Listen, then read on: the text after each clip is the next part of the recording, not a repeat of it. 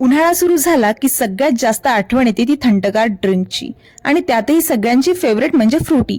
पण तुम्हाला माहिती आहे का, आपण जी बाहेरची फ्रुटी पितो ना, त्यात प्रिझर्वेटिव्ह आणि आर्टिफिशियल फ्लेवर्स असतात आणि रोज रोज ते पिणं आपल्या हेल्थसाठी चांगलं नसतं. म्हणून आज मी तुमच्यासाठी घेऊन आले आहे एक जबरदस्त रेसिपी, घरच्या घरी बनवलेली मँगो फ्रुटी. ही फ्रुटी इतकी टेस्टी लागते की तुम्ही एकदा बनवली ना तर बाहेरची फ्रुटी पिणंच कायमचं बंद कराल. आणि सगळ्यात खास गोष्ट म्हणजे ही रेसिपी खूप सोपी आहे, खूप कमी इन्ग्रेडियंट मध्ये बनते आणि पूर्ण नॅचरल आहे. लहानांपासून मोठ्यांना सगळ्यांना आवडेल अशी ही ड्रिंक आहे. म्हणून व्हिडिओ शेवटपर्यंत नक्की बघा. चला तर रेसिपीला सुरुवात करूया.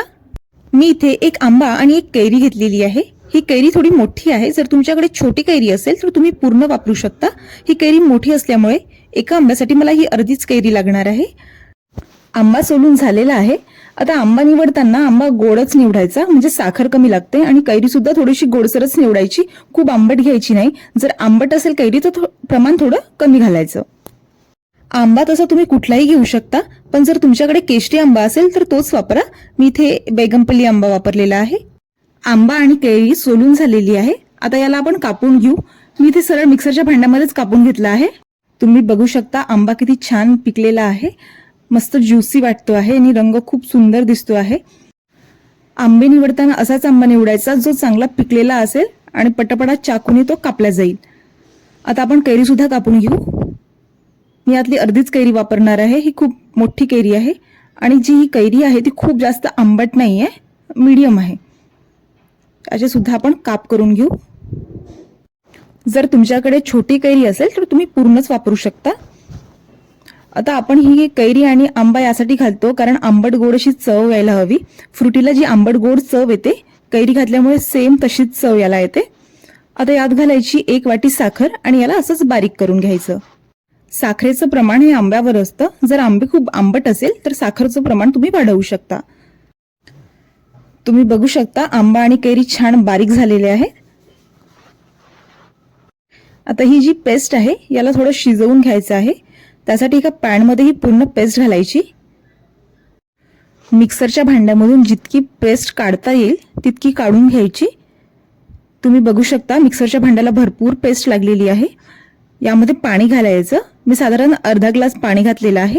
आता हे पाणी आपण याच्यात घालूया आणि याला चांगलं एकत्र करून घ्यायचं, म्हणजे पाणी आणि जी पेस्ट आहे ती चांगली एकत्र व्हायला हवी. याला चांगलं फिरवून घ्यायचं. तुम्ही बघू शकता हे पेस्ट एकत्र झालेली आहे.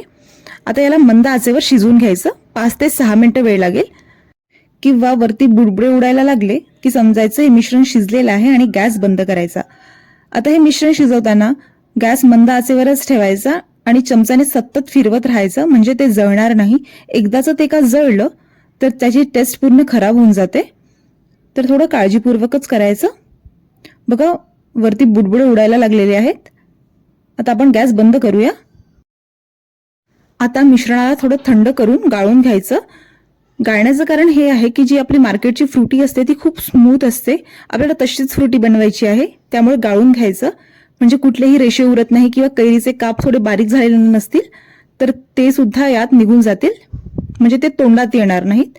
त्यामुळे हे मस्त गाळून घ्यायचं. त्याला सतत फिरवून हे चांगलं गळून जाईल. जे थोडे काही लम्स असतील, काही कैरीचे काप असतील ते जर तोंडात आले तर ते चांगलं वाटत नाही. त्यामुळे अशी स्मूथ अशी फ्रुटी बनवायची आहे. तुम्ही बघू शकता थोडे थोडे कैरीचे काप इथे दिसत आहेत.